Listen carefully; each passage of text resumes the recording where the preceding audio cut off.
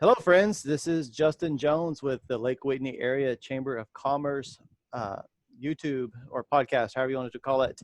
I'm joined here today with our guests, John McCullough and Colt Hatcher and Adam Bain. John, it's a pleasure to have you, and thank you for taking the time to speak with us today. Thank you. I appreciate you inviting me to do this. So just getting warmed up. Most people in the community know who you are. They're familiar with your position, but many people probably don't know much about John the person. So if you would just kind of give us a little bit about your background. Okay. Well, originally from a little town in Northeast Texas called DeKalb, Texas. It's far Northeast Texas, up by Texarkana. Born and raised there. This is starting my 29th year in education. I went to Stephen F. Austin State University and got my undergraduate, and then went to University of Texas at Tyler to get my master's, and then A&M Commerce to get my principal and superintendent certification. And started off my career teaching science and coaching football and baseball at Jacksonville, Texas, and had the great pleasure of coaching two of the McCown brothers, Josh and Luke McCown, who both are in the NFL, and that was a very neat experience getting to be around those guys and just watch their progression throughout their career. And then moved to Sulphur Springs, Texas, where became a football coach and head softball coach, and transitioned over to softball when I moved there. And then actually the last 2 years of my career in coaching, I was a head volleyball and head softball coach. So I've coached just about everything at some time or another, and really enjoyed being in the classroom teaching science. Love physics and chemistry, and so I taught physical science, or IPC now, for I guess 13 years. Then became a principal and was a principal for 4 years, and now I guess this is my 8th year, I believe, as superintendent. So just been very blessed in my career to be around some great people and some great mentors to kind of help me throughout my career.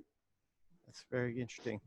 You know, it's a lot of people kind of underestimate how fast education changes. Just in those last 8 years, your role has probably had a lot put on it, especially very recently.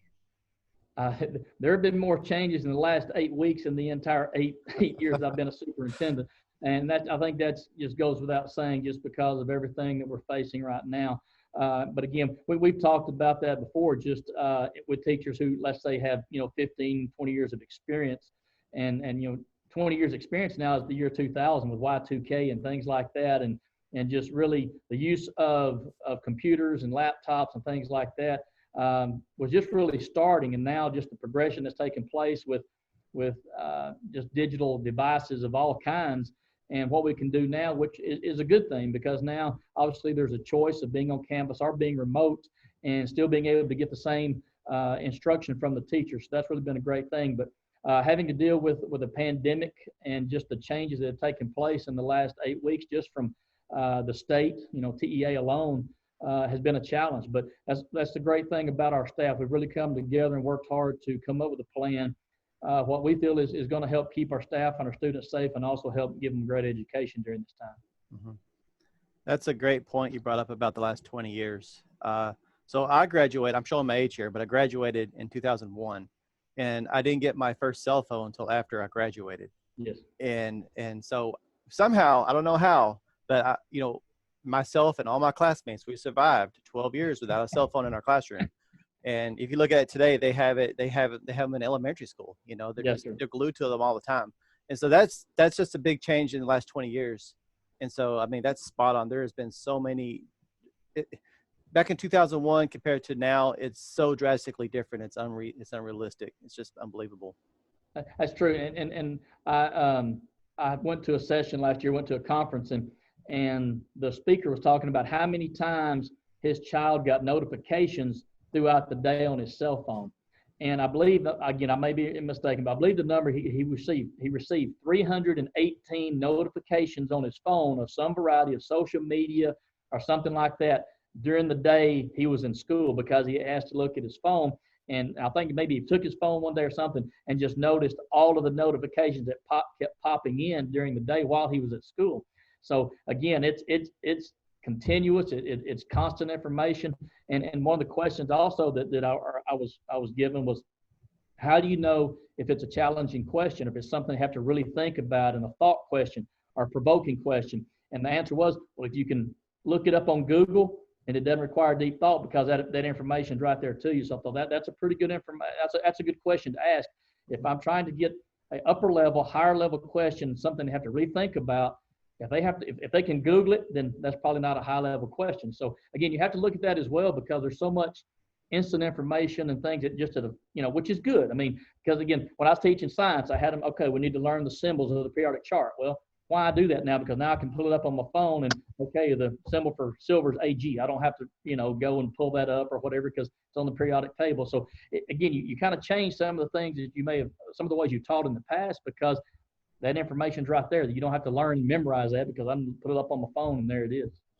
Yeah. So I think I have a question, kind of to dovetail off the information overload statement that you made there. So for parents that are, either having their kids for the first time in Whitney ISD, starting kindergarten, or all the way through, their senior year, what is the best way for them to get information, especially during the time that we are entering right now of, changes every single day, and, even what feels like, I think to all of us, what feels like every 30-minute changes.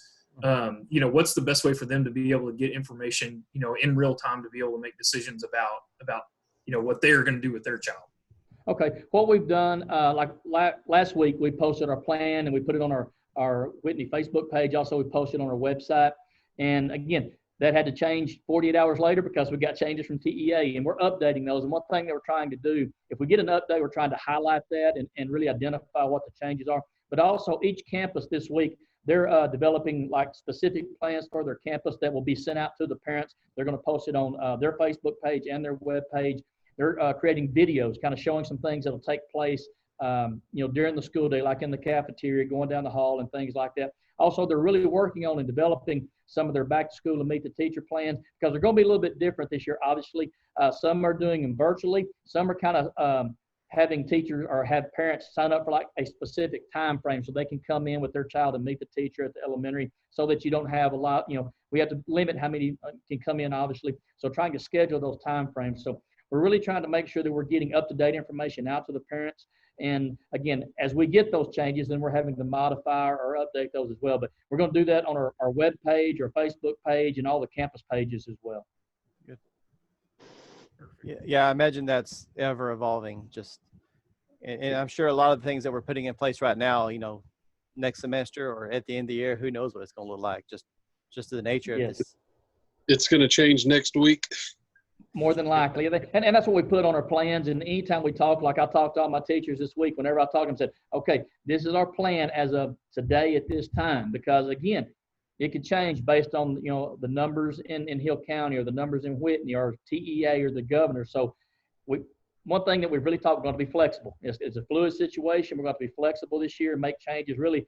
And we talked about, learning how to, fly the plane while you're in the air. But it's just kind of some of those things right now we're having to adjust to, because again, the new normal and things that we're having to deal with that we've never had in the past. So the staff's been really great about that. They're really working on that, trying to make sure that we're taking care of all the needs of those students, on campus and remote. And again, we understand, parents, it's a very serious and very, very challenging time. So we understand needing the information. And that's the great thing about it right now. If you feel safer with your child being at home, that's an option, because we've got the remote and our teachers are going to be doing that.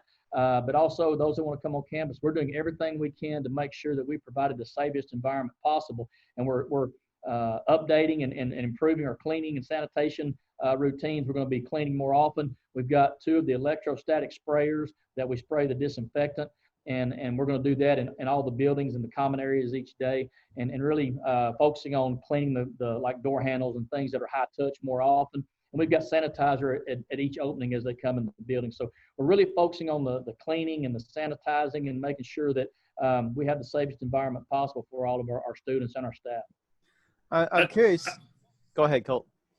Well, so, you brought up a really good point about, getting information from the TEA and those things. I think here up front, maybe talk to a little bit about how your decision-making process works, because I have a young one that's starting kindergarten this year. Mm-hmm. And oftentimes it feels like, it's super easy to point the finger at you and say, the superintendent doesn't know what he's doing and they can't make any decisions. but the reality is, it's not all on your shoulders. You're getting directive as well. Yeah. True. I mean, again, we have guidelines that are given to us from TEA. And again, we have guidelines that come from the governor, from TEA, from the UIL, and then also from Hill County. So we have a lot of guidelines that we have to follow, and plus those, they get those from the CDC and so forth. So based on that, again, I'll be honest with you, we've had 6 different plans this summer, and those plans were set, and then we would get information from TEA and have to change those.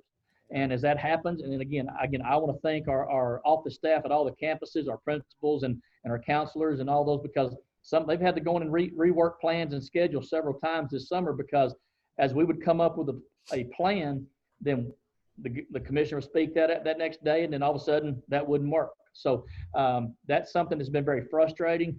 And also, I mean, again, I know people are saying, well, so-and-so has their plan already. Well, why don't we have a plan yet? And the reason why is I wanted to wait until hopefully what we got was the final plan and wouldn't get changed, but it changed anyway. But because when you put a plan out there, people read that, and that's kind of what they go with. And all of a sudden you have to come in and change something major. Well, which one are we going with? So we were trying to do everything we could to wait till like around the 1st of August, so that our parents would hopefully have a plan that we were going to stick with and go with and not make any changes. Again, we would put on there subject to changes from TEA or the CDC or whatever. So again, I know there's some frustration, towards the middle of summer, like, why don't we have a plan? But that was the rationale, trying to make sure that we could provide our parents with a plan that we felt like we could go with moving forward until, again, a major event took place. So basically what we get from Texas Education Agency is what we have to base our plan around and follow a lot of those guidelines. And they get theirs obviously from the governor, from CDC. Do y'all have a ballpark estimate, maybe a percentage of how many students are enrolled in distance learning so far? Yes, sir. Matter of fact, we got those numbers in yesterday, and as of last night, we were at like 78% on campus and 22% remote. And Okay. Again, there was a few people who have not registered yet. So it's going to be somewhere around probably between 75% probably we're going to be on campus, and then probably 25% remote, somewhere in that neighborhood. And that's kind of what we've been seeing. Some have been as high as 30% remote and some 20. So that's kind of what we were estimating, somewhere around the 20 to 25% remote probably. Okay. How are the masks going to work for the students? I know a lot of parents are probably curious, and I know you probably already put that out, but let's just talk a little bit. Let's kind of unpack it and see Okay. what that's going to look like for the kids. Okay, what we've done is, again, obviously the governor's orders is anything, anybody 10 and older. Well, the problem with the 10 is that's in the middle of one of our campuses, the intermediate campus. And we've talked to TEA, and they said you can make it where an entire campus is, and that way there's no confusion about that. So that's the reason why we've chosen 3rd grade through 12th grade will wear masks. That way everybody on the intermediate campus and up will have to wear a mask or a face covering. And until they can social distance. Now, we're going to do everything we can in the classroom to make it social distance. But as you know, some classrooms are not made to where if you've got 20 kids, you can't separate them 6 feet apart. So that's why the mask or the face coverings are going to be mandatory. And again, that's to hopefully limit the spread of the COVID virus inside our campuses. And anytime a student is able to social distance, whether they're outside, and obviously in the cafeteria when they're eating, they won't have to wear a mask, but we're going to do everything we can to give them an opportunity to have a mask break so that they're not having to wear their mask the entire time they're here. But if they can't social distance, we've got to have the mask. And again, it can be a shield, it can be a face covering, it can be a mask, any of those type things.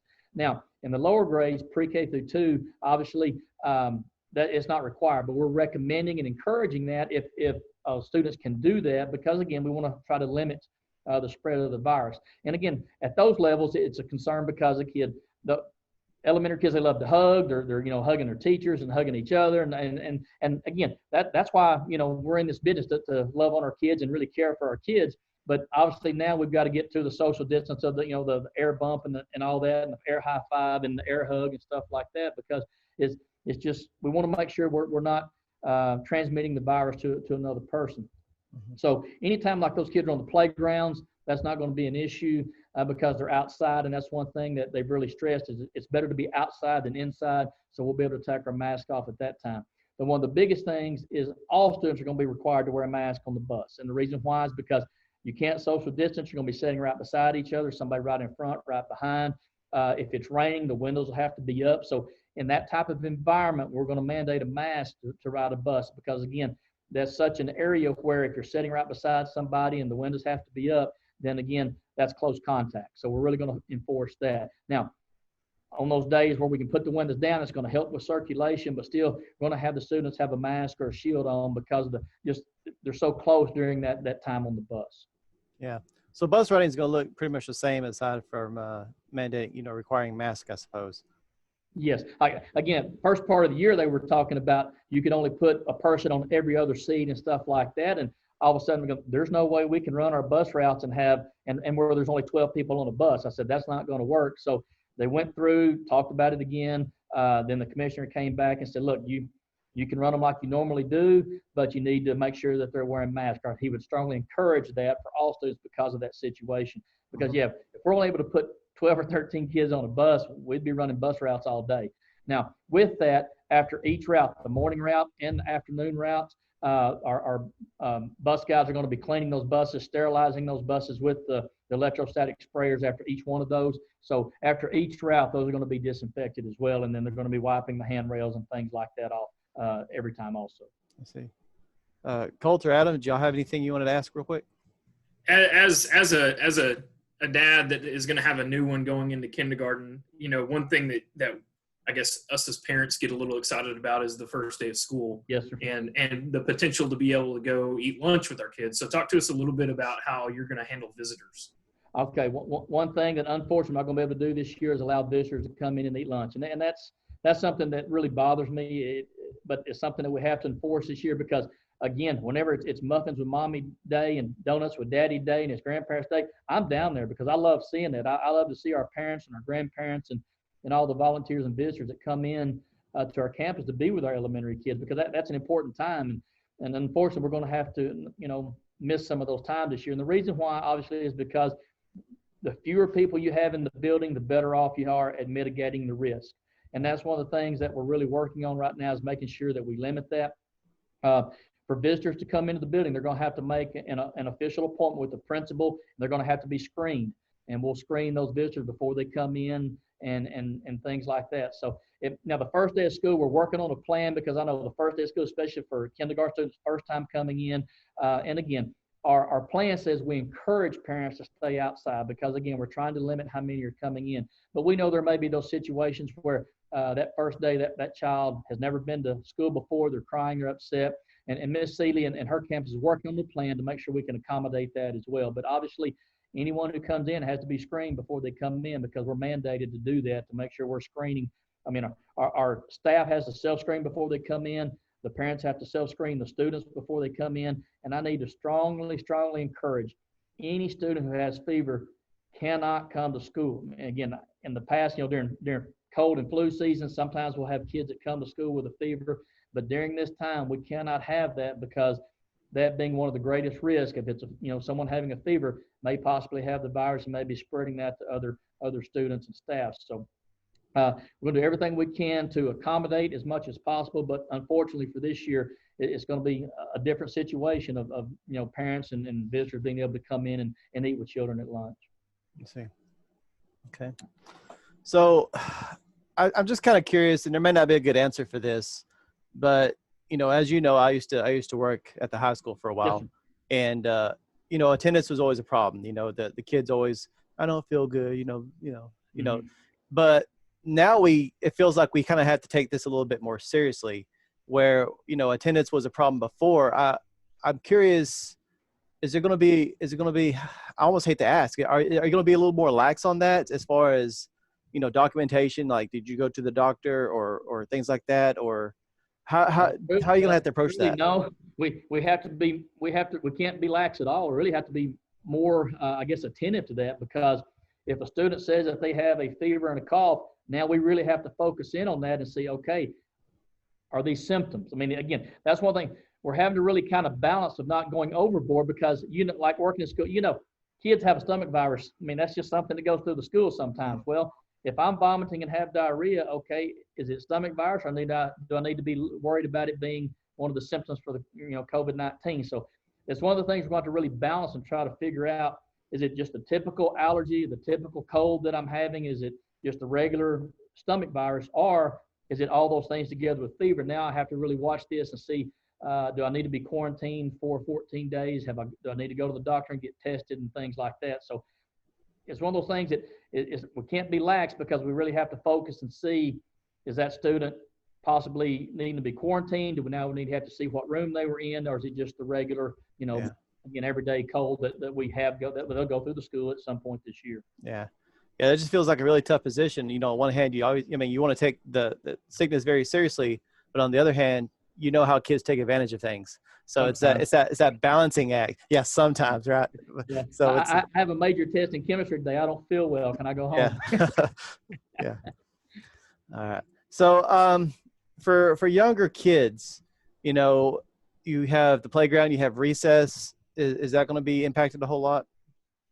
Not right now. Again, they're really saying the more you can get outside, the better. So really going to have our kids, at the lower grade levels, be able to go out and go to recess and things like that. Because I read a report that the chances of getting that on a seesaw or a swing or something like that is very minimal, because you're outside with the exposure of the elements in the sun and things like that. Mm-hmm. So really going to every time we can be able to get them outside for recess and PE and things like that, because that's better than being inside. So yeah. we don't plan on changing any of those things right now. Okay. All right. Colt, did you want to ask the next question, or Adam? Yeah, sure. I will.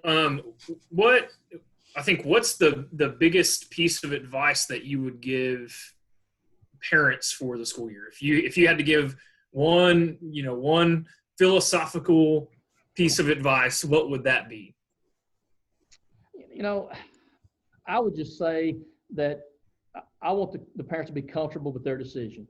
If you don't feel comfortable sending your children to school, then keep them at home, and we'll do everything we can, remotely to continue the education that we, want to give here at Whitney ISD. And then if you want to send them to school, just know that we're doing everything we can to keep your children and our staff safe, because we don't want to have any closure. We don't have any cases. Now, is that realistic? I don't know. We'll have to wait and see, as the year goes along. But again, I just want the parents to understand that we understand the decision they're having to make, because again, it's your child and we understand that, but we want you to be comfortable with whatever decision that is. Also, just continue to check on your children. Again, this is a very different time. Again, none of us ever gone through a pandemic, obviously. So just the emotional, the mental, the physical, just all the aspects. Just, again, talk to your children. Just see how they're feeling. We're going to be doing the same thing at school. Our nurses are really working on some social emotional things to check on our kids that are doing the remote learning, that are not being able to be around our kids at school. And because, again, part of that is just being around other kids. Just the interaction of being able to do that. That's a large part of it. And it's amazing, which Justin can, he can tell you this, being around kids at high school, that a lot of times, like, I'm tired of school. I don't want to be at school. It's amazing how many kids have seen me this summer. So I'm ready to go back to school. I said, I understand, because, and again, we see the same thing when kids graduate. When seniors graduate, a lot of them goes, I wish I was still in school, because again, it's like, oh, reality, see, I'm an adult now and I have to go to college or go to work or go to the military.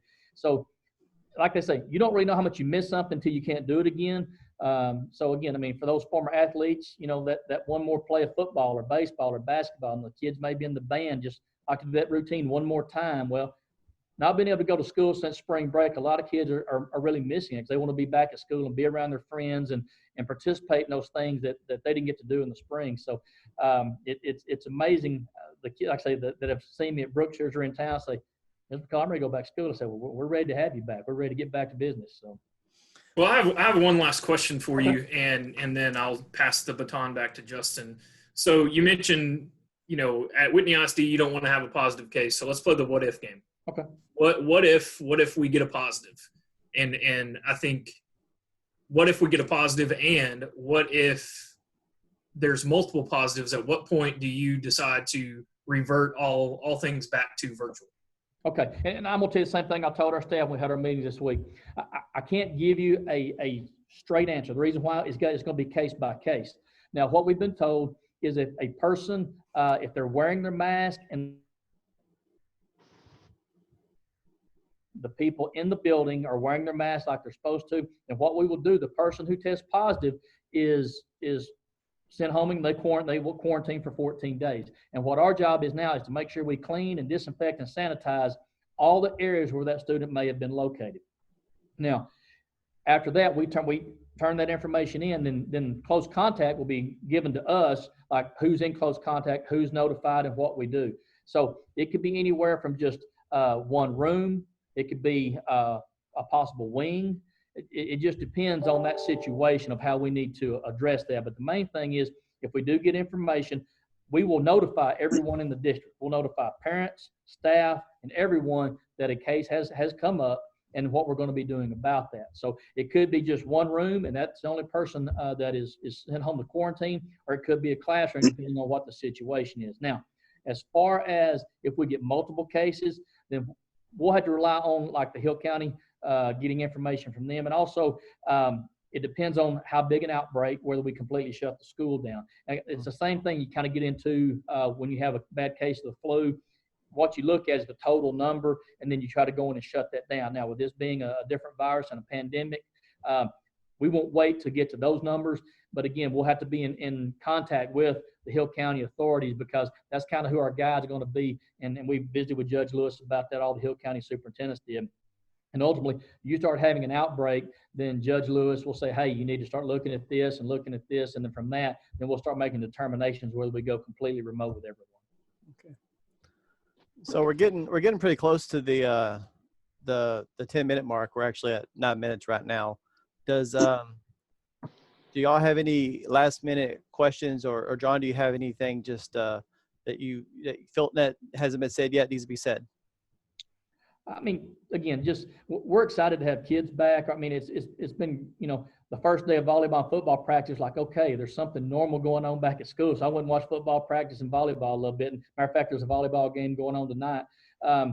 Just having our staff back, they're excited. I mean, again, obviously there's some nervousness because we've never gone through this before, but they're excited to get kids back in the classroom, because we know that for some of our kids, the best hours of their day are actually here when they're with us in the classroom and being able to get breakfast and lunch and things like that.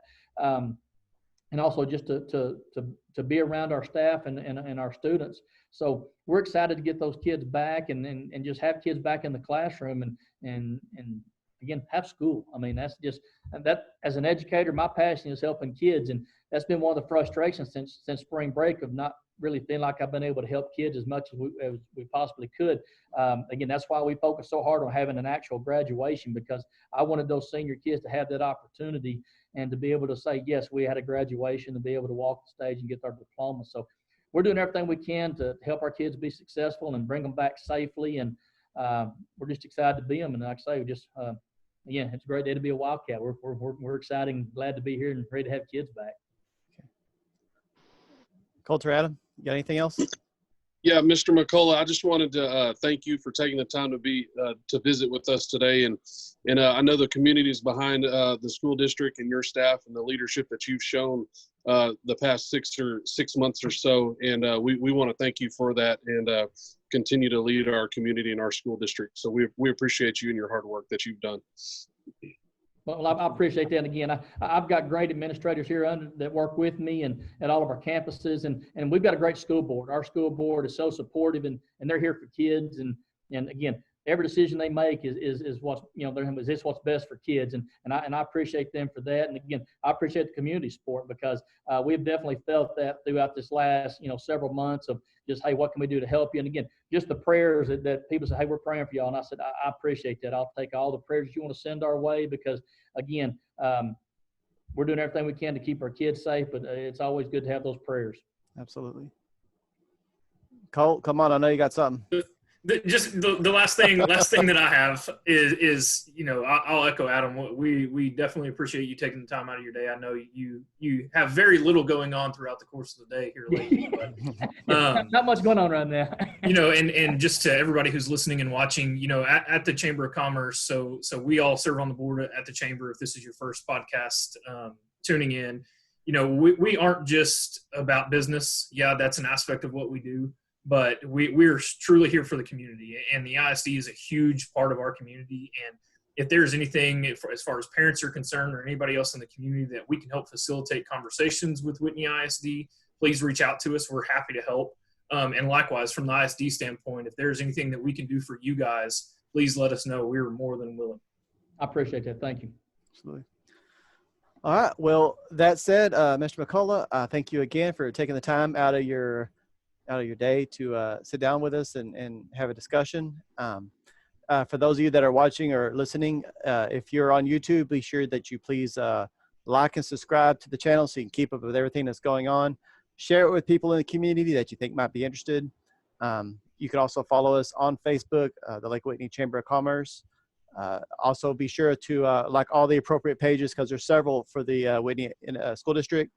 If your kid's in elementary or intermediate school or the high school, there's a page for it. Follow the district. It's a great way to keep up. They've been putting out lots of information, and as Mr. McCullough has said, it's ever evolving. So if you want to keep on track with everything that's going on as best as you can with all the changes, that's probably the best way to do it. So that said, thank you again, everybody, for joining today, and I will see y'all in the next one. Thank you.